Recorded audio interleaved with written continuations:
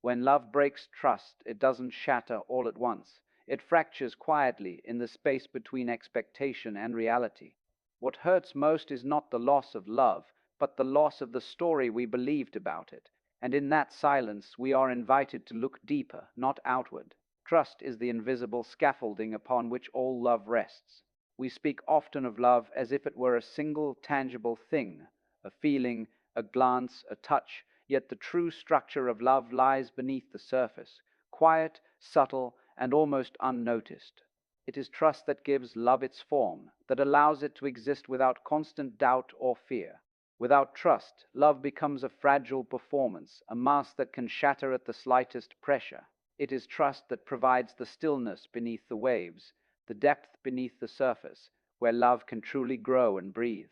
Consider this: when we first enter a relationship, we do not measure love by the acts themselves, but by the safety those acts create.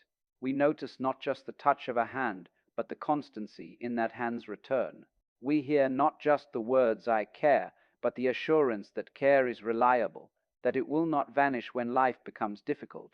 Trust is the quiet agreement that we are safe to be ourselves, unguarded, open, and vulnerable. And it is precisely this vulnerability that allows love to flourish. When trust is broken, even slightly, the foundation trembles. The hand that once felt warm now carries uncertainty.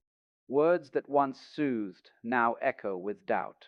Love does not disappear immediately, but it wavers, unmoored from the quiet certainty it once had. The pain we feel is not merely a loss of connection, but a loss of the invisible support that allowed love to exist naturally. It is like stepping onto a bridge whose planks suddenly seem loose. The bridge may hold, but the heart flinches. Yet there is a lesson in this tremor. Trust is fragile, not because love is weak, but because we mistake its presence for granted. We assume it will remain untested, like air itself. And in these moments we learn to recognize its subtlety, to appreciate its quiet, sustaining power. We realize that love is not only the laughter, the shared moments, or the grand gestures. It is the trust that allows us to share those moments freely, without fear of judgment or abandonment. Trust is the soil from which love's flowers bloom. Without it, beauty cannot endure. So when trust is present, cherish it with awareness. Do not take it lightly or confuse it with possession. And if trust is broken, see the fracture not merely as destruction, but as a signal to observe and reflect, to understand what is truly required for love to thrive. Trust, after all, is not given blindly. It is nurtured, respected, and acknowledged every day in small, mindful acts. If this reflection on trust resonates with you, I invite you to share your thoughts in the comments. Have you experienced the quiet power of trust in your relationships or felt its absence deeply? Your story might help someone else recognize the unseen foundation of their own love. When trust is broken, we often think of betrayal as a final verdict, a judgment that marks the end of love, of connection, of possibility. And yet, in the gentle wisdom of life, betrayal is rarely an end. It is a mirror. It reflects not only the actions of another, but also the hidden landscapes of our own hearts, the places where we are fragile, insecure, or overly dependent on certainty. Betrayal forces us to see ourselves more clearly, not in judgment, but in reflection. It exposes what we value, what we fear losing, and what we have perhaps taken for granted. Imagine holding a fragile vase in your hands. If it falls, you may see only the shards on the floor. But if you pause and look, you notice the delicate patterns, the craftsmanship, the effort it took to create. Betrayal is similar. It shatters illusions of perfection, but it also illuminates what was once hidden. It shows us where our attachments are too rigid, where our love depends on external validation rather than inner understanding. The mirror it holds up is uncomfortable, yes, but it is also enlightening. We often equate betrayal with failure, in ourselves or in our relationships. Yet this is a misunderstanding. Failure and betrayal are different. Failure is the natural consequence of effort and risk. Betrayal, on the other hand, is an invitation to pause and observe. It is a teacher disguised as pain. In observing it, we learn to distinguish between what belongs to us and what belongs to another. We learn that love, in its deepest sense, is not ownership. It is not a possession, a claim, or a guarantee. Love is a flow, sometimes steady, sometimes turbulent, that cannot be confined to our expectations alone. The mirror of betrayal also reminds us that others are fallible.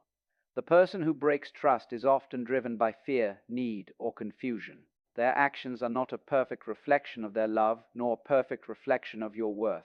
And so we are called not to bitterness, but to clarity. Clarity about ourselves, our needs, and the boundaries we choose to uphold. We are reminded that love thrives not in certainty, but in presence, awareness, and the courage to navigate the imperfections of human hearts. Ultimately, betrayal is an opportunity for growth. It asks us to examine the soil of our own hearts, to nurture self-respect, and to understand that trust, once broken, can be rebuilt only with intention, patience, and mindfulness. It is not the end of love. It is a lesson in the resilience and depth of our capacity to forgive, reflect, and choose wisely. If this reflection on betrayal resonates with you, I invite you to share your thoughts in the comments. How have you faced the mirror of betrayal in your life? And what lessons has it revealed about love, trust, and self-understanding? Your experiences may illuminate the path for others navigating similar moments. When trust is broken, the instinctive response can often be anger, resentment, or the desire to seek revenge. We feel wounded, betrayed, and our hearts cry out for balance, for justice, for something that restores what was lost. Yet, the deeper truth of life, quietly whispered in the rhythms of nature, reminds us that healing is never born from retaliation. True healing begins with understanding, a gentle, patient, and honest comprehension of what has occurred, why it occurred, and what it reveals about the impermanence and complexity of human relationships. Consider the flow of a river. When rocks fall into its path, the water does not fight or resist them. It simply moves around them, finding new channels, new depths, new ways to continue its journey. Our hearts, too, must learn this art. When someone betrays our trust, the heart's natural inclination may be to lash out, to demand restitution, or to close itself off. And while these reactions are understandable, they rarely bring peace.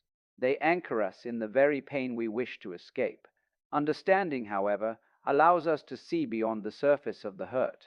It allows us to perceive the circumstances, fears, and limitations that influence the other person's actions. To understand is not to excuse. It is not to diminish the pain, nor to surrender to it. It is to step back and observe the event with clarity, to see it in the larger tapestry of human imperfection. When we approach betrayal with understanding, we shift from being victims to being conscious participants in our own healing. We reclaim the power to choose our response, rather than being enslaved by the impulse to retaliate. Revenge, in its essence, is a reflection of our attachment, the attachment to what should have been, to our own expectations of fairness, and to the illusion that control can protect us from suffering. Understanding, by contrast, releases this attachment.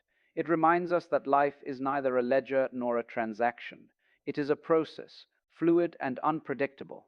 Each act, whether kind or hurtful, is a teacher guiding us towards self-awareness and resilience. Healing through understanding also cultivates empathy. We begin to recognize that all humans act from a mixture of desire, fear, and circumstance.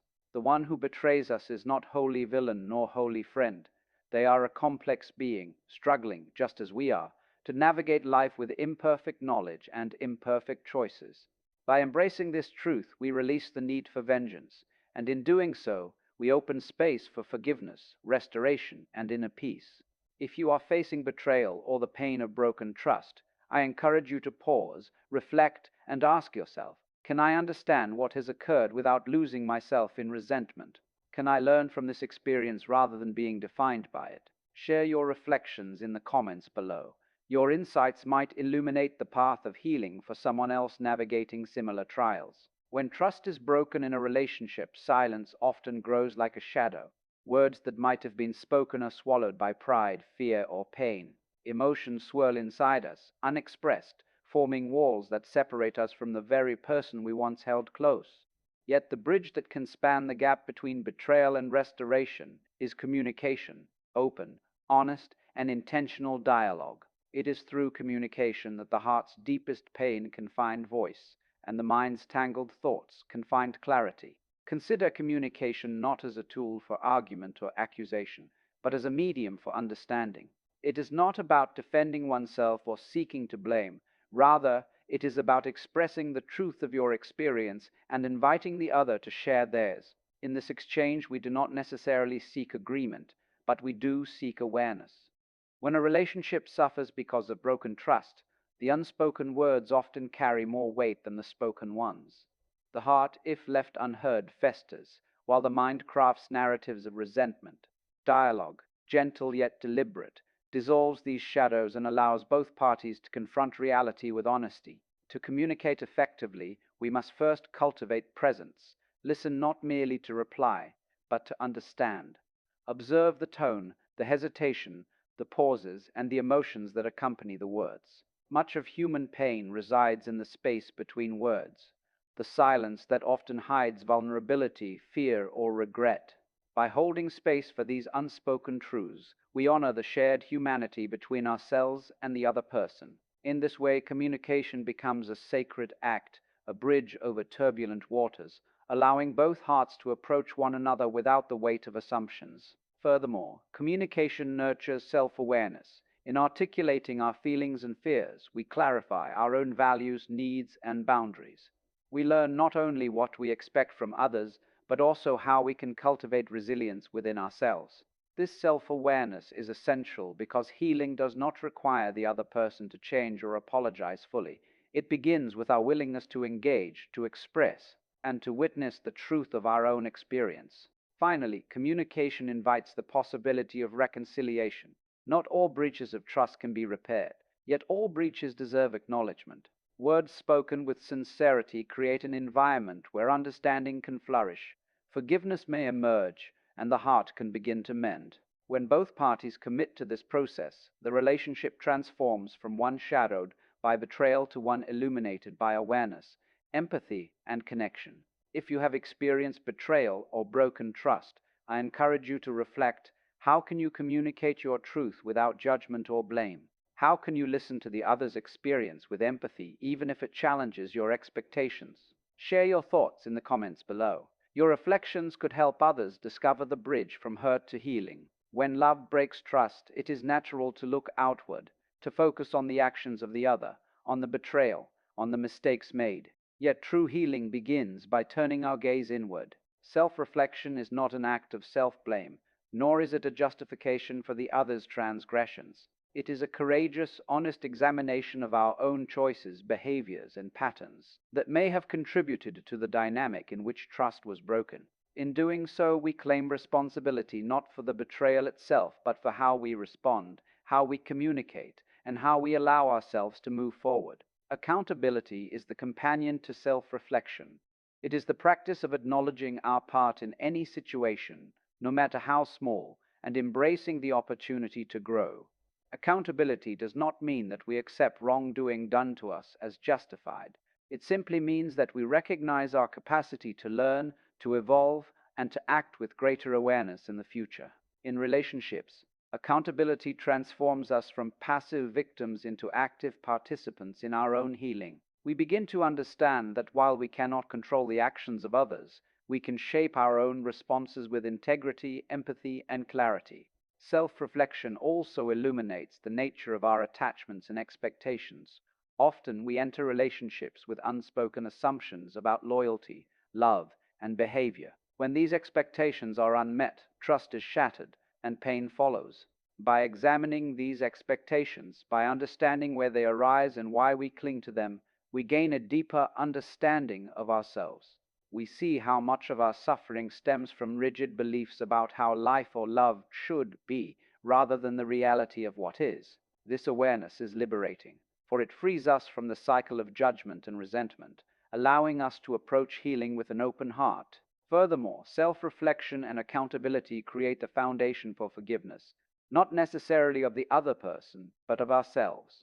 We forgive ourselves for the ways we may have enabled patterns, for the times we ignored red flags, for the moments we allowed fear to dictate our choices. This forgiveness is the soil in which trust may one day regrow, either in the relationship itself or within our capacity to form new, healthier connections. Healing is not linear, and it is rarely swift. But through patient self-reflection and responsible accountability, we build resilience. We learn to navigate betrayal without becoming bitter, to confront pain without becoming closed, and to love without losing sight of our own worth. How can you take ownership of your growth after trust has been broken? How can you embrace self awareness as a path to inner strength? Share your thoughts in the comments below. Your reflections may inspire someone else on their journey of healing. When trust is broken, silence often becomes the refuge of the wounded heart. We retreat, we withdraw, and we hope the pain will fade on its own. Yet in the quiet, misunderstandings fester and resentments grow like weeds in a garden left untended. Communication, honest and compassionate communication, is the bridge that spans the chasm between hurt and understanding. It is the gentle act of speaking and listening with openness, not as a weapon, but as a means to restore clarity and connection. To communicate effectively after trust has been broken, one must first cultivate presence.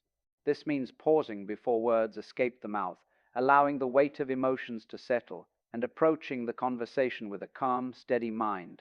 In moments of raw emotion, impulsive speech can deepen wounds, even when intentions are sincere. Presence allows us to express our feelings clearly without blame or accusation, and to articulate our needs in a way that invites dialogue rather than defensiveness. Equally important is the art of listening. To truly hear another is to acknowledge their experience without judgment, without interruption, and without the rush to respond. Listening does not imply agreement or forgiveness, but it does create space for empathy.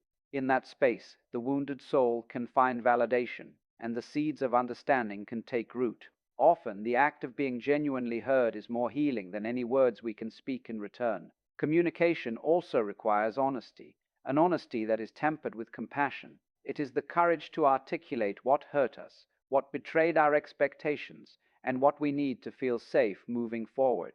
Yet this honesty must be balanced with a sensitivity to the other's humanity.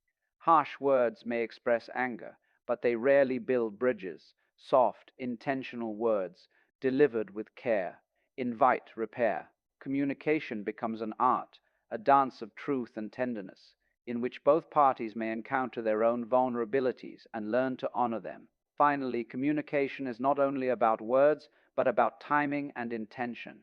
We must recognize when a conversation is ripe and when it may inflame rather than heal. It requires patience, the willingness to return again and again to dialogue, and the understanding that healing is a process, not a single event. Through sustained, mindful communication, we transform the pain of broken trust into an opportunity for clarity, growth, and deeper connection. How can you communicate your feelings in a way that fosters understanding rather than conflict? What practices can you adopt to listen more deeply to those you care about? Share your thoughts and experiences in the comments below. Your insight could illuminate the path for someone else navigating the fragile terrain of trust and love. When trust is shattered, the natural instinct is often to hold on, to cling to the memory of betrayal, nursing anger and resentment as though they are shields protecting us from further hurt. Yet in truth, these emotions are chains that bind us to the past, preventing us from moving forward. Forgiveness is not a favor we grant to the one who hurt us. It is a liberation we grant to ourselves. It is a conscious choice to release the weight of bitterness, to reclaim the freedom that resentment steals from our hearts. Forgiveness does not require forgetting, nor does it demand that we condone the harm done. It is not about telling ourselves that the betrayal was acceptable or that the actions of another were justified. Rather, forgiveness is the recognition that holding on to anger prolongs our suffering and diminishes our capacity to love and live fully. In the quiet reflection that follows a broken trust, we may come to see that forgiveness is an act of self-respect, a way of affirming that our peace of mind is worth more than our desire for vengeance or retribution. Consider the paradox of forgiveness. By releasing resentment, we do not make the past disappear, but we transform our relationship to it. The pain may linger, memories may persist, yet the intensity of the suffering is diminished. Forgiveness allows us to step out of the role of victim and regain agency over our emotional world. In doing so, we create space for understanding, for compassion, and for the possibility of renewed connection, or, if that is not possible, for the serenity of closure. Forgiveness is also a practice, not a singular moment. It may need to be repeated, revisited, and reinforced over time. There will be days when anger resurfaces, when the memory of betrayal stings afresh, and when the impulse to withdraw or retaliate arises. These moments are not failures, they are opportunities to recommit to forgiveness, to remind ourselves that it is a gift we give to our own spirit. Each act of letting go, no matter how small, strengthens our resilience and expands our capacity for love. Ultimately, forgiveness teaches us about the impermanence of pain and the fluidity of human relationships. It reveals that the heart is not a vessel to be filled with grudges, but a field in which trust, compassion, and understanding may grow again. By forgiving, we do not erase the hurt, but we refuse to be imprisoned by it. In this way, forgiveness is both an act of courage and a path to inner freedom. Reflect for a moment. How might forgiving someone transform your own life, regardless of whether they seek it or not? How can you practice the gentle art of letting go and reclaiming your peace? Share your reflections and experiences in the comments below. Your story could inspire someone else to embrace the healing power of forgiveness. When love breaks trust, the immediate focus often falls outward. We think about how to make the other person trustworthy again, how to set boundaries, or how to prevent future betrayal. Yet the deeper, more subtle truth is that the foundation of any lasting trust begins within ourselves. Before we can fully rely on another, we must first rebuild our own sense of reliability, clarity, and emotional resilience. Trust is not only something granted by others, it is a state of being that we cultivate from the inside out. Healing from a broken trust is not about forcing reconciliation or expecting instant understanding. It is about returning to ourselves, to the quiet center where our values, intentions, and sense of worth reside. In this inner space, we learn to discern the difference between fear and intuition, between caution and suspicion. We learn to navigate relationships with awareness rather than reaction, and in doing so, we become less dependent on external validation or reassurance. Our trust in others becomes an extension of the trust we have nurtured within. Consider the process of rebuilding trust as a mirror. Every act of honesty, every moment of consistency, every choice to honor your own principles strengthens your internal framework. The more grounded you are in your own integrity, the more naturally you can extend trust to another without losing yourself. Conversely, if we neglect the inner work, attempts to restore trust externally may crumble because they are built on uncertainty, fear, or unmet needs rather than on genuine alignment with our true selves. Rebuilding trust also requires patience with ourselves and patience with others. It is not a linear process. There will be setbacks, doubts, and moments when the old wounds feel raw again. Yet even in these moments, the focus remains inward, to observe our emotional responses without judgment, to practice compassion toward our own fragility, and to remind ourselves that trust, like any skill, grows stronger with attention and practice. The external world reflects what we cultivate internally. As we fortify our own capacity to trust, we naturally inspire and attract trustworthiness in our relationships. Finally, understand that rebuilding trust is not merely about returning to what once was. It is about creating something new, a more conscious, mindful, and resilient form of connection. When trust begins within, every interaction becomes an opportunity to practice patience, integrity, and love. We emerge not as victims of betrayal, but as architects of our emotional world, capable of building bonds that are deeper, more authentic, and more enduring than before. Take a moment to reflect. How are you cultivating trust within yourself? How can your inner stability shape the relationships around you? Share your thoughts and experiences in the comments below. Your insight may help someone else begin the journey of rebuilding trust in their own life.